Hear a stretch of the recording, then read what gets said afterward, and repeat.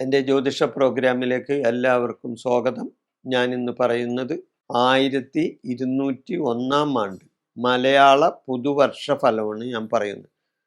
ഉത്ര നക്ഷത്രക്കാരുടെ പുതുവർഷ ഫലം ചിങ്ങം മുതൽ കർക്കിടകം വരെയുള്ള ഉത്ര നക്ഷത്രക്കാരുടെ പുതുവർഷ ഫലം ഓരോ മാസത്തിലെയും ഫലങ്ങൾ വിശദീകരിച്ചുകൊണ്ടാണ് ഞാനിവിടെ പറയുന്നത്. ചിങ്ങമാസത്തിലെ ഉത്ര നക്ഷത്രക്കാർക്ക് ധനനഷ്ടം ഉണ്ടാകും, സ്ഥാനചലനങ്ങൾ ഉണ്ടാകും, ധനനഷ്ടം ഉണ്ടാകും, സ്ഥാനചലനങ്ങൾ ഉണ്ടാകും. കന്യമാസത്തിൽ ദേഹാരിഷ്ടതകൾ ഉണ്ടാകും, മനക്ലേശങ്ങൾ ഉണ്ടാകാനും സാധ്യതയുണ്ട്. തുലാമാസത്തിൽ കുടുംബജനവിരോധം ഉണ്ടാകും, കാര്യ തടസ്സങ്ങൾ വന്നു ചേരാം. വൃശ്ചിക മാസത്തിൽ ധൈര്യവും കർമ്മസിദ്ധിയും സൽകീർത്തിയും ഉണ്ടാവും.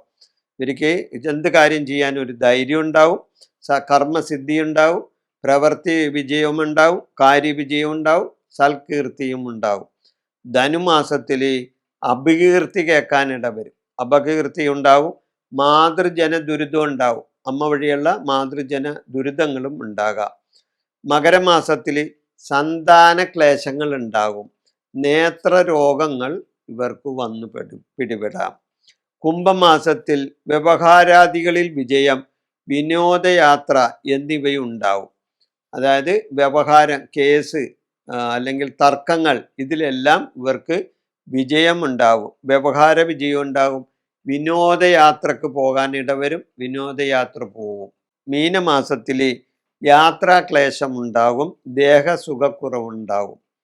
മേടമാസത്തിൽ ആയുധഭയം ഉണ്ടാവും, പതനഭയം ഉണ്ടാവും. മേടമാസത്തിൽ ആയുധഭയം, പതനഭയം ഉണ്ടാവും. ഇടവമാസത്തിൽ പലവിധത്തിലുള്ള ആപത്തുകളെ ഓർത്ത് മനസ്സ് വിഷമിക്കാനും ഇടവരും.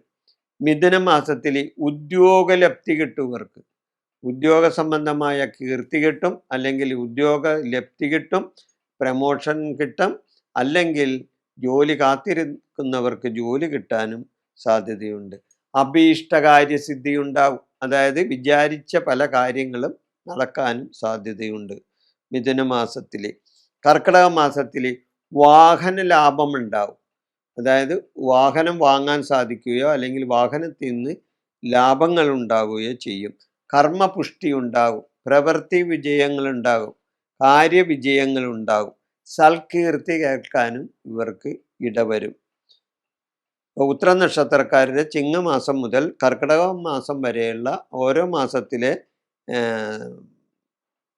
നക്ഷത്രഫലമാണ് ഞാനിവിടെ പറഞ്ഞത്. ദോഷശാന്തിക്കായി ശാസ്താപ്രീതിയും വിഷ്ണുപ്രീതിയും വഴിപാടുകളും നടത്തുന്നത് വളരെ നല്ലതാണ്. ഈ വിഷയം ഞാൻ ഇവിടെ അവസാനിപ്പിക്കുന്നു. നന്ദി, നമസ്കാരം.